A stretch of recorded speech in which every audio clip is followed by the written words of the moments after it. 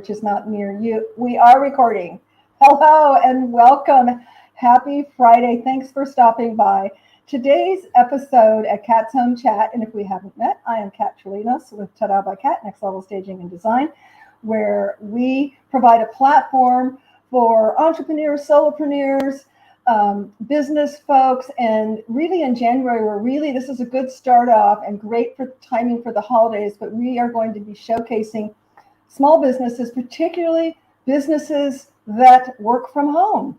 Solopreneur, entrepreneur, but work from home, because it's all things home that happen at home. And I really want to support small businesses, no matter what part of the country that you're in. So reach out to me if you'd like to be a guest. We're booking for January already. But without further ado, today, if you haven't done your Christmas shopping yet and you have little ones, whether they're your kiddos or grandkiddos like I have, you want to listen to this episode because this lady is my neighbor down the street. It's amazing, social media, right? Neighborhood. You find out you have a neighbor who's an author. She has written a book, Lucy Learns to Share. And this is a wonderful book, whether you just have pets, a perfect book to help educate your little ones on how much more fun it is to share than to hoard or to just take something for yourself. And we're going to expound on this, how we can do that as human beings also in this coming season where it's top of mind to give and to share. So welcome, Sharlene. Thank you so much for taking time in these crazy busy right now at the holidays. Can you believe it's already December? Oh. I mean, it's like, someone said, where did the last 2 years go? It's just crazy, but we're here and it's wonderful to have the spirit of giving. And I'm super excited for you to tell us a little bit about you, how you came about. I know a little bit of the backstory, but not all of it. How you came about to write this beautiful children's book, Lucy Learns to Share. Well, we had a West Highland White Terrier named Lucy for 8 years.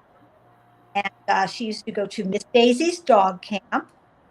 And this actually happened at Daisy's particular toy there that she would take and run behind the bushes with and not dogs play with it. So that kind of inspired me. But unfortunately, what happened was Lucy got very sick. We did lose her.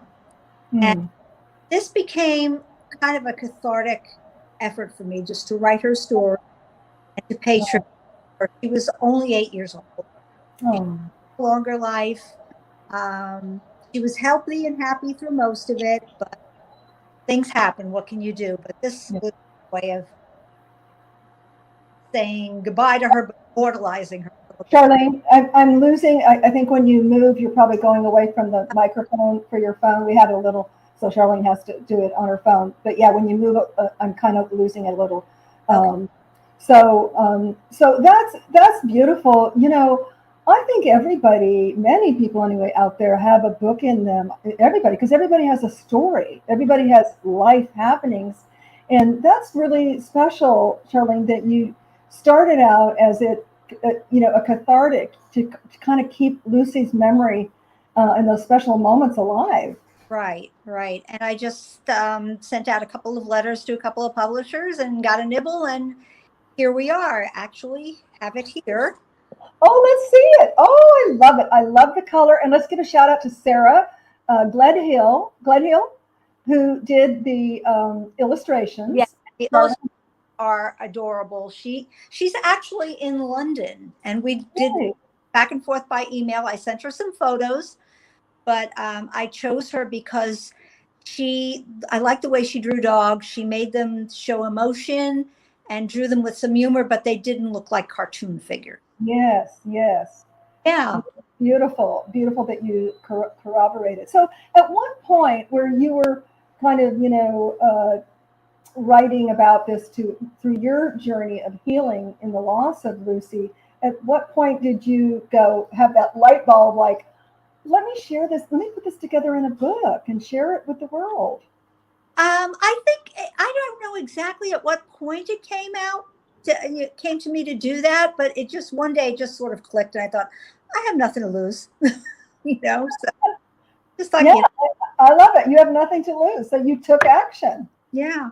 Yeah, you took action. And, um, I've met several people in my journey, really just in the last 5 years, who have written books. Mm-hmm. Uh, some have been self-published, some have been with publisher.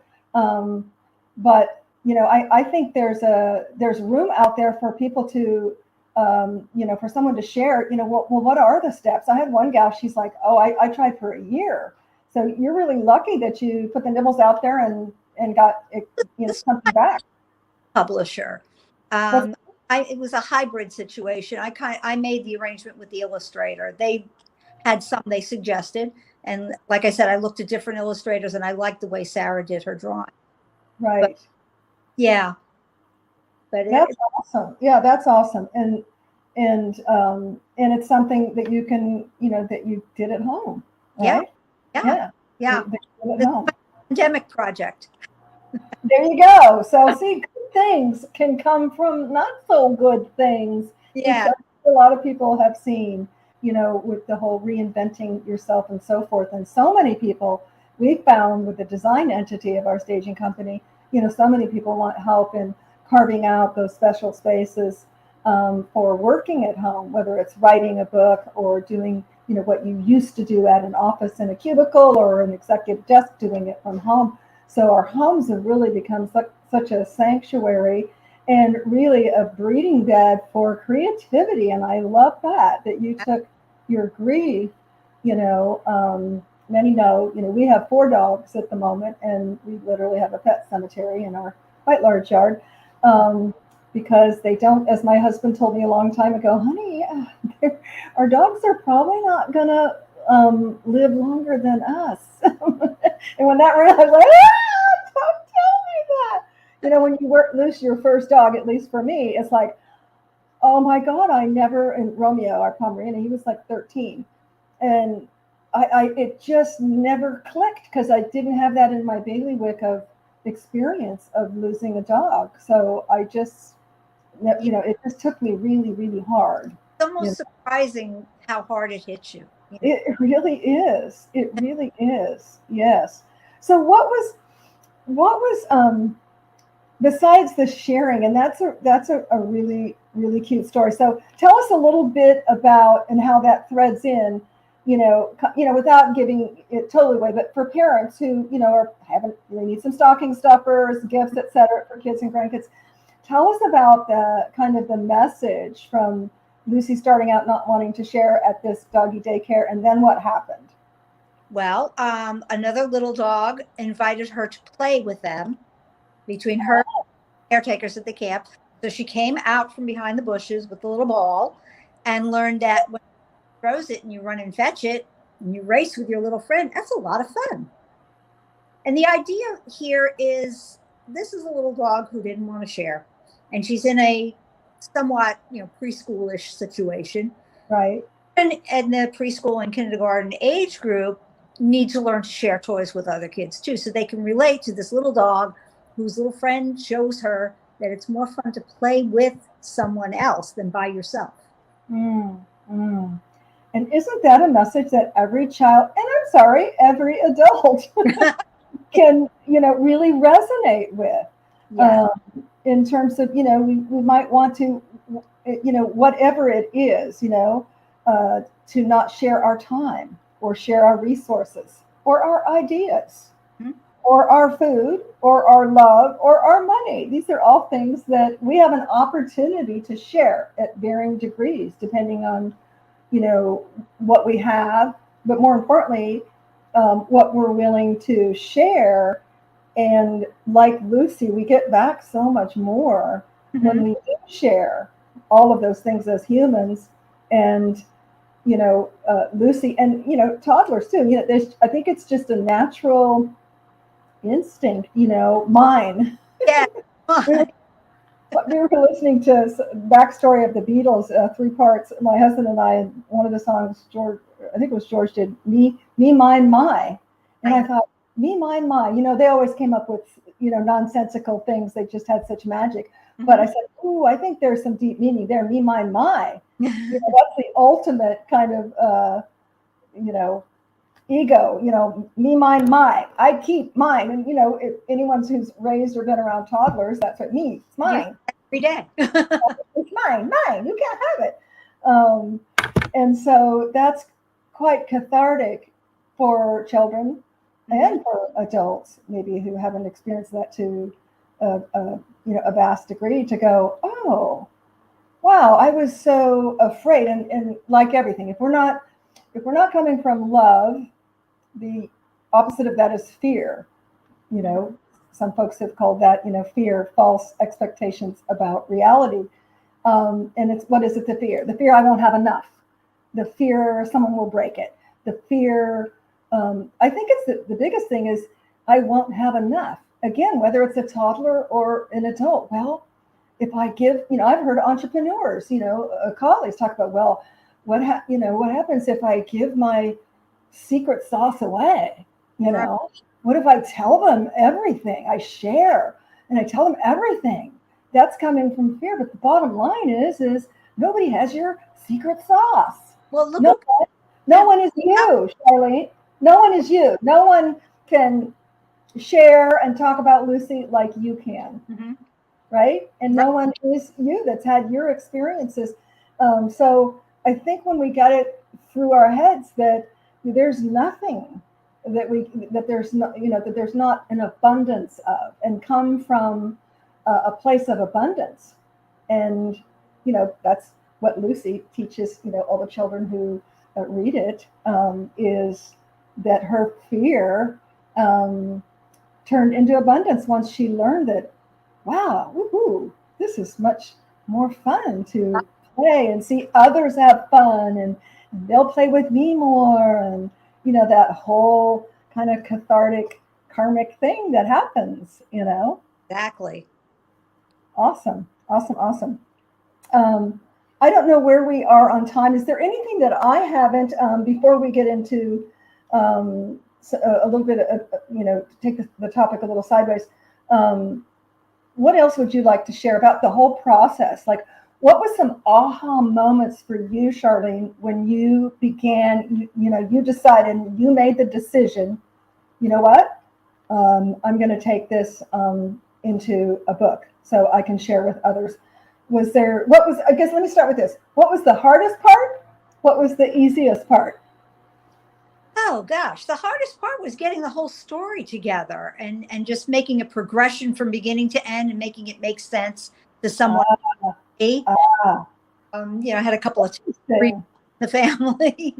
You did what? You got some of the family involved? Yeah, my daughter read it. My husband read through it, and what do you think, and that sort of thing. And then the easiest part really was working with an editor, because you have to. It's one of those check your ego at the door situations. You have to listen to this person because they know what they're talking about. They're in the business. Yes. You may think you've written the next Hamlet, but that sentence doesn't belong there, or if it should be worded a different way. They know what they're talking about.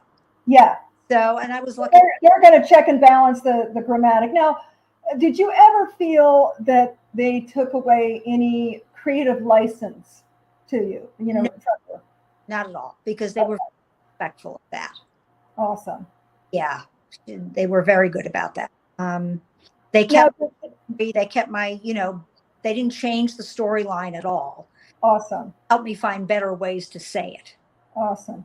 Because it's funny. I was a contributing author for a book, Staging the World.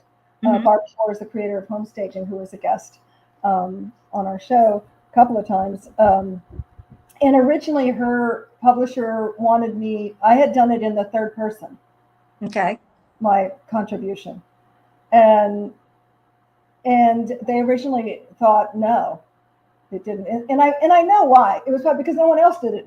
They're not just one of those, I'm a rebel oddball, right? But after all the stories came in, because it was contributing staging professionals from all over the world, then they changed their tune. Oh yeah, we like it. Yeah, keep it. Which, sometimes then maybe when they see it more than once or twice, I don't know if that was even the case, but so that is, I guess, would be an opinion, I guess, whether it's a story should be in the third person. Right. Editing process also. I always had the option to say, well, no, I want to keep it the way I wrote it originally, but you have to have flexibility with something like this. Sure. Yeah. And so from the time, it sounds like you were really lucky. You got a nibble right away. And did you have the book finished? Yeah, the story was finished. Yes. The story was finished. Okay. Because, my draft was done. My draft. Okay. The draft. And how many rewrites did you have to do?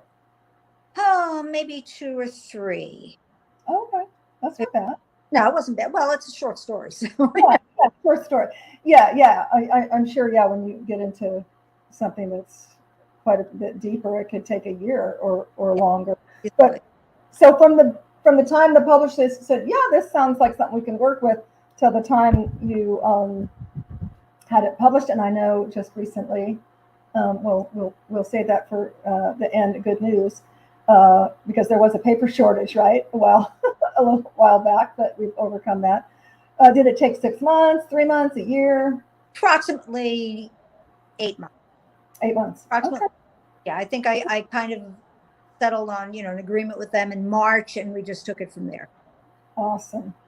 So Lucy Learns to Share was birthed in 8 months. Yes. I like that. And just in time for the holidays. Again, guys, if you're just tuning in here, I have a local solopreneur, Sharlene Novak, who lost her beautiful little Lucy, West Highland Terrier. Am I saying it right? Mm-hmm. And took her grief into a cathartic exercise and ended up writing a book, found a publisher, and it is available on Amazon. We thought when we did this broadcast that we would have to say coming soon, but surprise, surprise, the universe lined up. I think Lucy had something to do with it, perhaps also. What do you think, Sharlene? Yeah? I agree. She was a stubborn little girl. There you go. I knew that.